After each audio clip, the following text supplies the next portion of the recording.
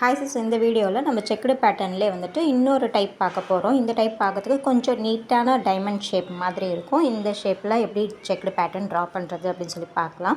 இதுக்கு வந்து நான் ஒரு பேப்பர் எடுத்து அது ரெண்டாக ஃபோல்ட் பண்ணி வச்சுருக்கேன். நீங்கள் A4 சைஸில் பேப்பர் எடுத்து ஃபோல்டு பண்ணிக்கோங்க. நான் வீடியோவில் கவர் ஆகணும் அப்படிங்கிறதுக்காக சின்னதாக A4 ரெண்டாக கிழிச்சு வச்சுருக்கேன்.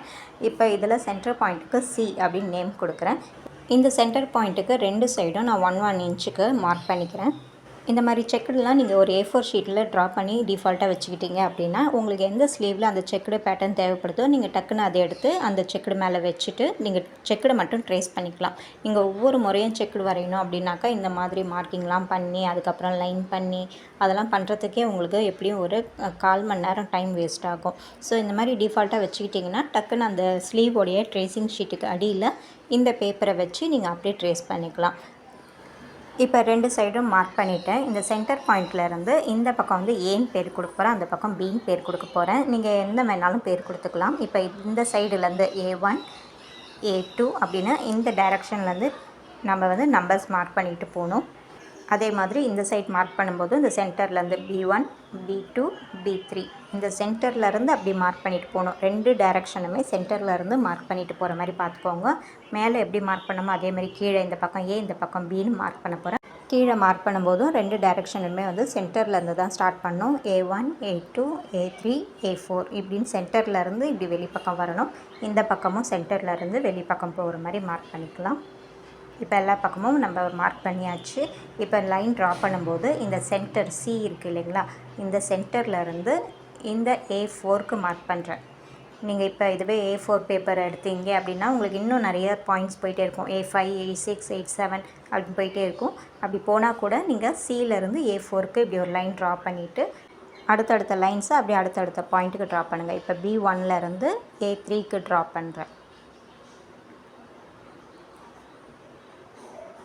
பாயிண்ட் எல்லாம் கரெக்டாக இருக்கான்னு செக் பண்ணிவிட்டு லைன் ட்ரா பண்ணுங்கள்.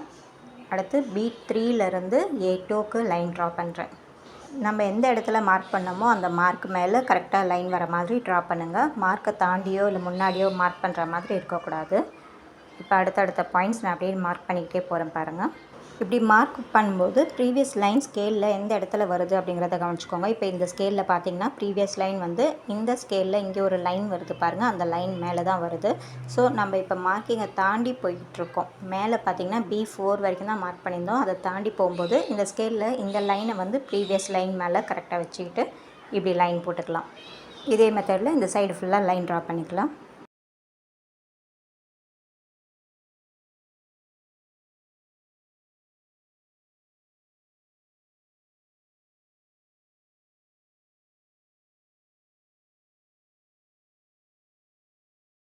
இதே மெத்தடில் தான் நம்ம ஆப்போசிட் சைடில் இருக்க கேப்பையும் ஃபில் பண்ணணும். இப்போ இந்த பக்கம் இருக்க கேப் தான் இங்கேயும் இருக்கும். ஸோ இந்த லைன் மேலே இங்கே வர லைனை இப்படி வச்சுட்டு நம்ம இந்த பக்கம் லைன்ஸ் ட்ரா பண்ணிக்கலாம். அப்படி இல்லைன்னா நீங்கள் பேப்பரையே ஃபுல்லாக டர்ன் பண்ணிக்கிட்டு கூட நீங்கள் லைன்ஸ் ட்ரா பண்ணிக்கலாம்.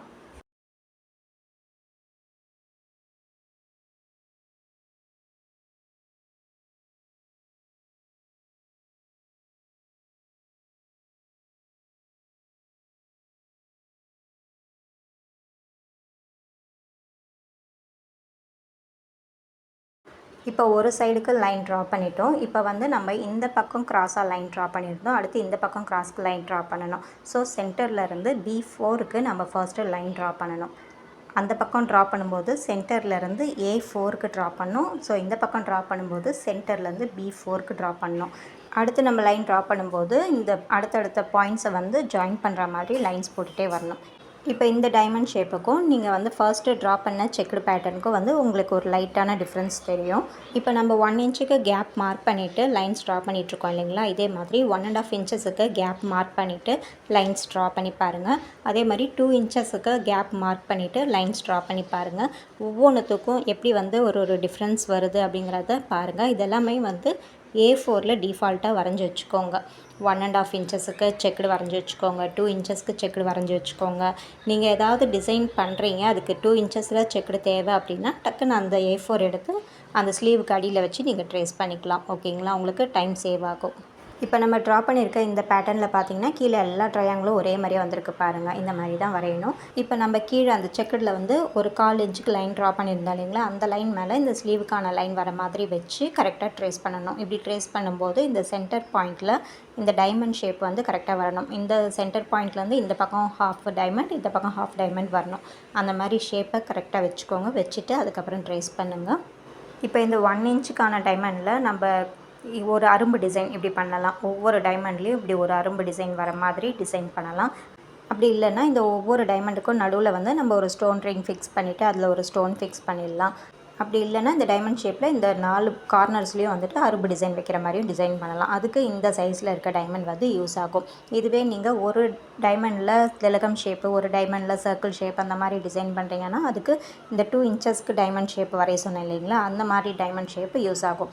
ஸோ இந்த மாதிரி A4 பேப்பரில் நீங்கள் எல்லா சைஸ்லேயும் டைமண்ட் ஷேப் ட்ரா பண்ணி அதை டிஃபால்ட்டாக வச்சுக்கோங்க. அது உங்களுக்கு கிழிஞ்சு போகாது, வேஸ்ட் ஆகாது, ஒன்றும் ஆகாது.